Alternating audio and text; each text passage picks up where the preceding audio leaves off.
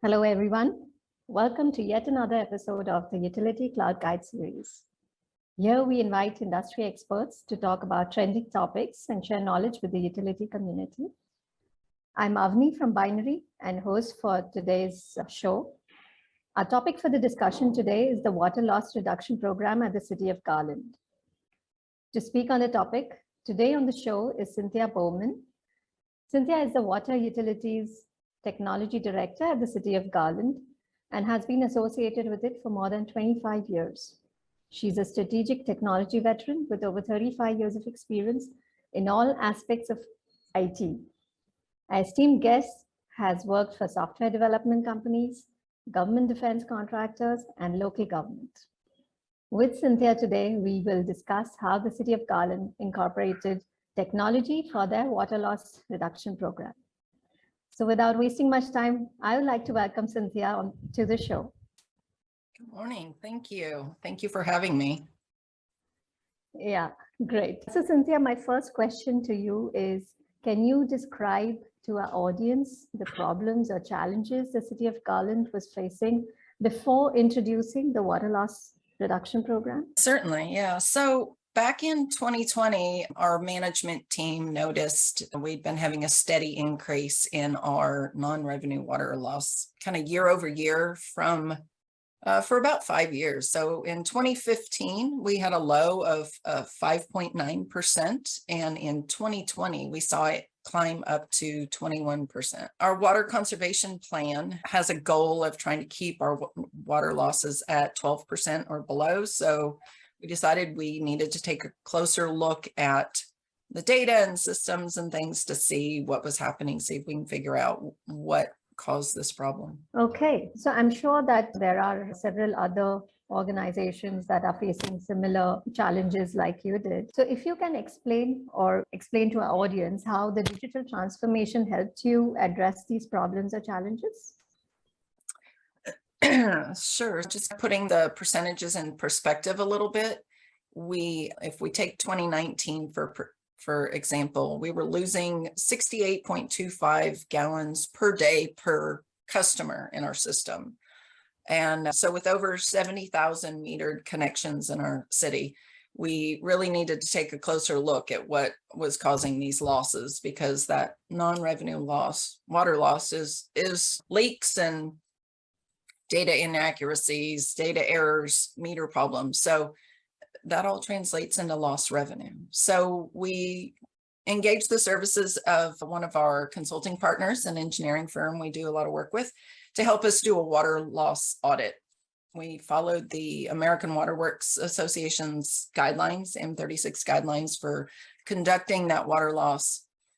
And so we went through that process and we really couldn't find any big answer to the problem. There were a couple of recommendations to follow up on, things like analyzing our billing system for inconsistencies, expanding our meter testing program, and developing a proactive leak detection strategy. We were already testing our meters and valves in our system. We looked into potential billing issues and couldn't find anything. So we really focused on developing that leak detection program and a real loss reduction strategy. So we decided to explore the use of satellite imagery that was suggested to us. So obviously that interested me as the technology director. I'm always fascinated with new ways to look at data to solve problems, right? We partnered with a company called Astera to utilize satellite imagery, and they do a satellite image of your system. And they have technology that is able to differentiate chlorinated water from groundwater. And they came back to us took our GIS system, they came back to us with a map and showed us points of interest or likely leak locations for our field guys to go out and investigate. So from there, the field guys were able to take an iPad, to go out with their acoustical leak detection equipment, investigate in the areas, use the iPad to either note no leak found or their findings on there so that we could then look at the bigger picture. And so we started with a pilot in 2021 last year. We did one pilot with them. And that proved really successful. For every, I think, 2 points of interest that they came back to us with, we found 1 leak. So it was somewhere between a 35 to 50% kind of ratio there that we were finding leaks in our system. So we've done 2 complete surveys with them. We're working on our 3rd one right now. But after the 2 surveys that we completed in the spring, we saw our non-revenue water loss drop from an average of about 100 million gallons a month down to 50 million gallons a month.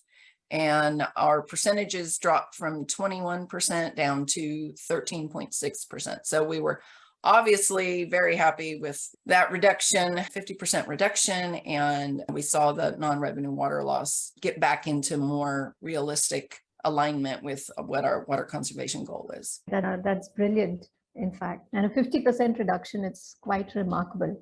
Yeah. So if you can, Cynthia, I wanted to understand if you have any suggestions for small, mid-size utilities that will help them through their digital transformation journey, just like how you did. Yeah, I was very fortunate when I joined the water department. So I've worked for the city for a long time, but I worked in our IT department for many years as a business partner to the utilities groups before joining water. And the water department had a really strong foundation of great technologies and digital transformation that they started back in the early 2000s. They started doing mobile computing and automated vehicle location back then. So when I joined them, we already had GIS. We had a strong work management system. And I joined them to help lead their move into an asset management system. Obviously, I wouldn't recommend for small or medium utilities to start with moving to an asset management system as your first foray into this, because that's a really big undertaking. But digital transformation is a big ask. Start somewhere, start small, look for a business problem you're trying to solve. So for us, for this example, we were looking to figure out what was happening to our non-revenue water losses. So we started there, did a pilot, used a strong partner with a cloud solution. So we didn't have to stand up any infrastructure, which was great. And so from there, I would recommend doing a look ahead, build your strategy out. So I like to do a 2 to 3 year look ahead, technologies we want to research and systems that we currently have that need to be upgraded or that have features that we're not currently using. So what do we want to look at over the next 2 to 3 years?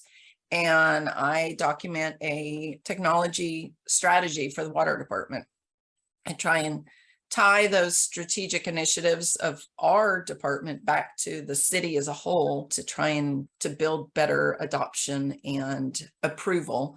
Kind of helps you gain that buy-in from upper management there. And one of the things that has worked for us too is really engaging the field people, those boots on the ground, and asking them, what problems are they having? What can we help them do better? What problem are they seeing? And we always like to explain to them why we're doing this, right? So when we moved from work management to asset management, we needed to explain to the field guys the whole, why do we need more data? Why are we collecting more data? What is this going to gain us in the long run? We try and approach it from all facets. A couple other small solutions that we've deployed that are cloud data solutions too, that might be a good place to start. We've deployed some automatic flush valves in areas where we had high chlorine residuals. We've deployed some smart manhole covers in areas where we used to see a lot of overflows so that we can get alerts before the problem occurs. So these aren't solutions we've deployed throughout our city. They're just small concentrated areas where we've seen problems. Every time you build a strategy plan out like that, we didn't get everything done the last 3 years that we wanted to get done. We try and do a rolling plan every couple of years. But there are always new technologies out there. There are always business problems to solve. I have a great team of people that helps me look ahead and implement those things. And we're always looking for that next great transformative technology to deploy. Yeah. And the amazing thing is this is really helping the community in general, other than helping the companies that you work with in the City of Garland. It is in a way helping us conserve water as well. Yeah, I'm a big enthusiast of that. Okay, so I think just to round up our discussion today, I think you made a couple of really important points here that small mid-sized companies can look at. The number one thing is that to figure out, like, work it in, have a kind of plan of what you need to do. Okay, and then in order to get buy-in from the top management, you need to know that what you're doing, present it, and why you're doing it. Other than that, work with the field staff and understand their problems and work on a solution that is really going to add value to whatever they are doing. And you've used technology remarkably well. And I'm sure that all the small, mid-sized utilities and our audiences watching the show would have learned a lot from your experience. Yeah, it was a wonderful session, Cynthia. And thank you so much. Thank you to our audiences for listening to our show. And thank you once again, Cynthia. Yeah. Thank you. Yeah. I appreciate you having me this morning, and it was great talking with you.